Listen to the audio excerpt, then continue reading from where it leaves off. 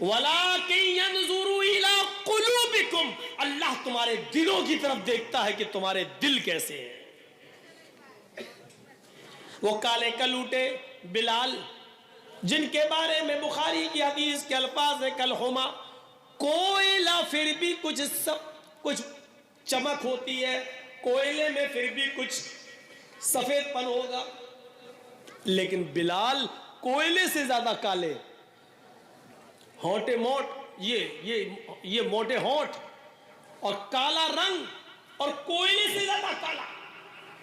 لیکن اللہ کے نبی فرماتے ہیں اے بلال،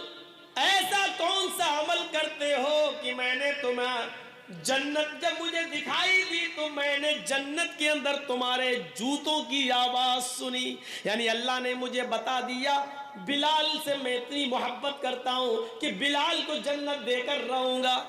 حضرت بلال کہتے ہیں اے اللہ کے رسول، زیادہ عمل تو میں نہیں کرتا، لیکن بس میرا ایک عمل ایسا ہے،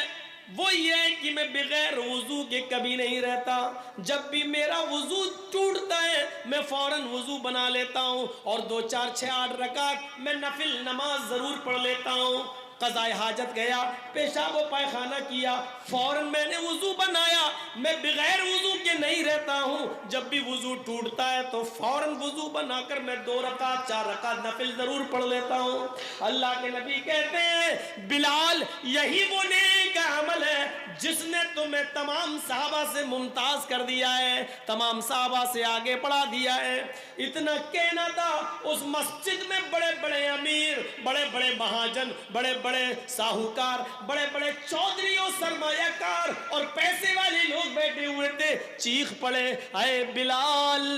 تمہاری شادی نہیں ہوئی ہے، او بلال تمہیں ایک نیک لڑکی کی ضرورت ہے، اے بلال تم نکاح کرنا چاہتے ہو، آؤ اے بلال آؤ میرے گھر چلو،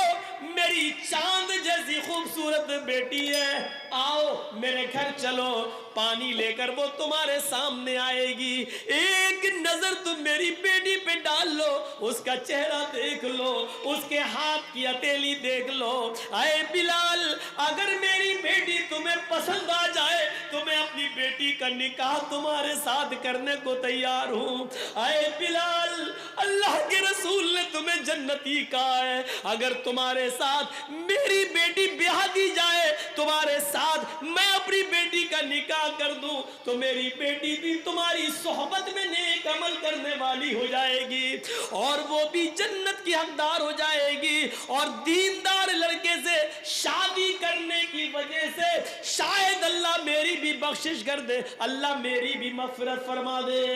میرے بھائیوں، جیسے اللہ کے نبی نے یہ کہا کہ بلال میں نے تمہارے جوتوں کی آواز جنت میں سنی ہے، صحابہ نے یہ نہیں دیکھا بلال کے ہونٹ کتنے موٹے ہیں، ان کے گال کتنے کالے ہیں، ان کا چہرہ کتنا بڑا ہے، ان کی آنکھیں کیسی ہیں، پھر اس پر نظر نہیں ڈالی۔ بڑے بڑے امیر صحابہ نے اپنی لڑکیوں کی پیشکش کر دی، اے بلال انہوں نے پہلے کہہ دیا ہے، پہلے ان کی بیٹی دیکھ لو، اگر پسند آ جائے تو کر لو اور اگر نہ آئے تو میرے گھر آؤ، اے بلال ایک نظر میری بیٹی پر بھی ڈال لو، اے بلال اگر میری بیٹی تمہیں پسند آ جائے تو میں بھی نکاح کرنے کے لیے تیار ہوں۔ میرے بھائیوں، دینداری کو معیار بنایا گیا، دینداری کو معیار بنایا گیا، دینداری کو میرے بھائیوں کسوٹی بنایا گیا ہے، وہاں شکل و صورتوں کو نہیں دیکھا گیا، کہا ان اللہ لا ينظر الى اجسامکم ولا الى صورکم، اللہ تمہاری شکلیں نہیں دیکھتا، اللہ تمہارے جسموں کو، شریر کو نہیں دیکھتا، اللہ تو تمہارے تقوی کو دیکھتا ہے، تمہارے دلوں کو دیکھتا ہے۔ یہ بلال تھے،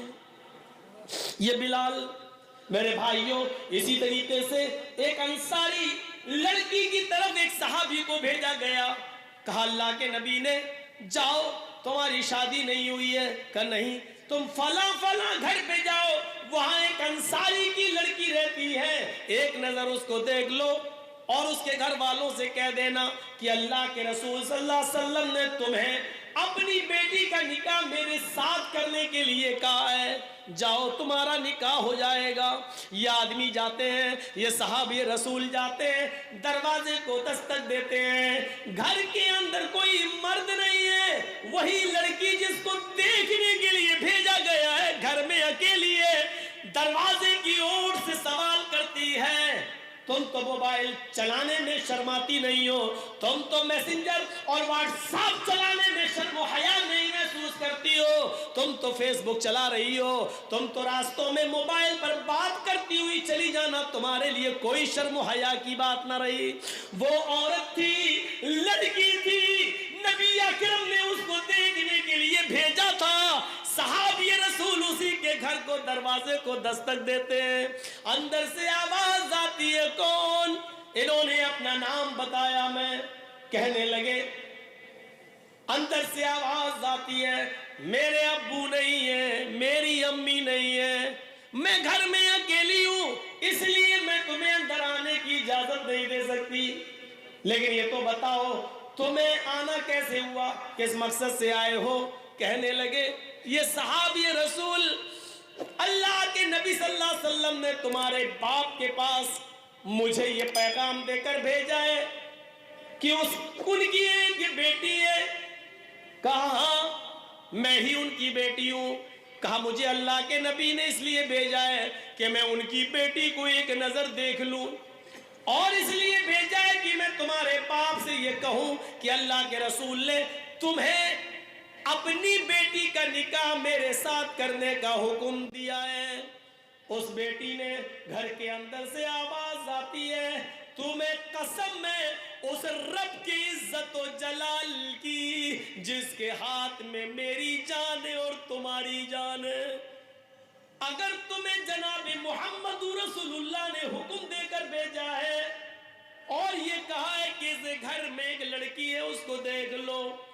تو میں اپنے گھر کے دروازے کھول دیتی ہوں اور دروازے پر کھڑی ہو کر صرف اپنی شکل تمہیں دکھا دیتی ہوں، تم ایک نظر مجھے دیکھ لو اور پھر جو کام تمہیں میرے باپ سے کہنا ہے، نبی کا فرمان سنانا ہے، وہ سنا دینا، میں دروازہ بند کر دوں گی۔ اس نے کہا، آئل فلاں کے باپ کی بیٹی، میں قسم کھا کر کہتا ہوں اللہ کی عزت و جلال کی کہ اللہ کے نبی نے مجھے تمہیں دیکھنے کے لیے بھیجا ہے۔ اس نے دروازہ کھول دیا،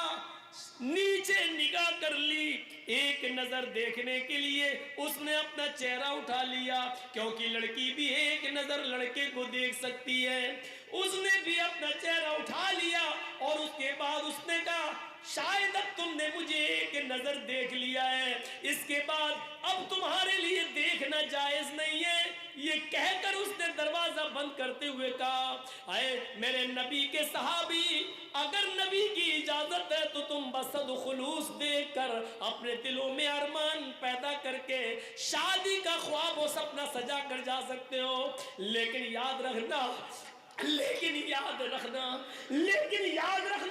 اگر اللہ کے نبی کے حکم کے بغیر تم آئے ہو اور نبی کی حکم کے بنا تم نے مجھے دیکھا ہے تو کعبے کے رب کی قسم قیامت کے دن میں تمہارا دامن پکڑوں گی، یہاں تم نے مجھے دیکھا ہے اس کا حساب و کتاب کل میں قیامت کے دن تم سے لوں گی۔ یہ کہہ کر اس نے اپنا دروازہ بند کر دیا۔ میرے پیارے ساتھیوں، کل تک نبی کے حکم کے بعد وہ اپنا دروازہ کھول کر صرف اپنا چہرہ دکھا کر دروازہ بند کر دیتی تھی اور جاتے جاتے یہ کہہ دیتی تھی کہ اگر یہ نبی کا حکم نہیں اور تم نے کوئی پلاننگ کر کے مجھے دیکھنے کی کوشش کی تو اس کا فیصلہ کل قیامت کے دن ہوگا۔ میری بہنوں، آج اس زمانے میں کون سی امیدیں تم سے لگائی جائیں، آج کیا کہا جائے، آج کے دور میں کون ہے جو یہ کہہ سکے کہ اگر تمہیں اللہ کے رسول کے حکم سے دیکھ رہے ہو تو ٹھیک، ورنہ ایسے دیکھ رہے ہو تو قیامت کے دن ہمارا حساب و کتاب تم سے قیامت کے دن ہوگا۔ کیا یہ زبان ہے تمہارے پاس کہنے کی؟ نہیں ہے۔ تم تو ایک آرڈر پر واٹس ایپ پر اپنا فوٹو بھیج دیتی ہو، تم تو ملنے کے لیے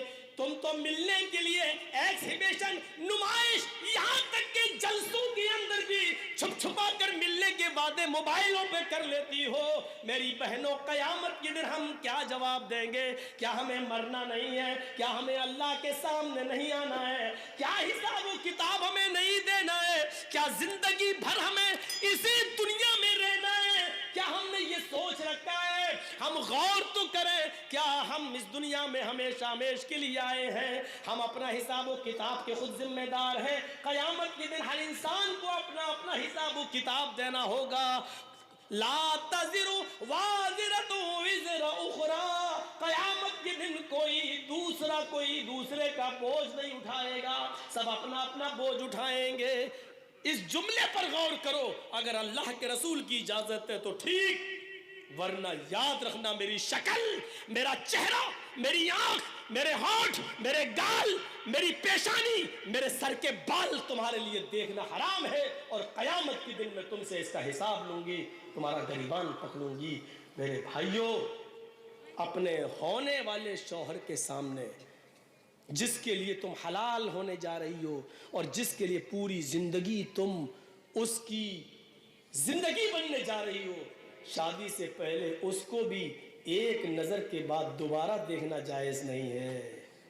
تو اوروں کے سامنے ہمارا آنا جانا، بیٹھنا، بات کرنا، گپے شپے کرنا اور وعدے کرنا اور ہوٹلوں میں بیٹھ کے چائے پینا، یہ کہاں سے جائز ہو جائے گا؟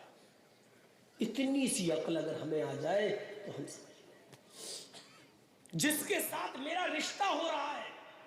اور جس کو میں ایک نظر دیکھنے جا رہا ہوں کہ یہ میری بیوی بنے گی زندگی بھر کے لیے،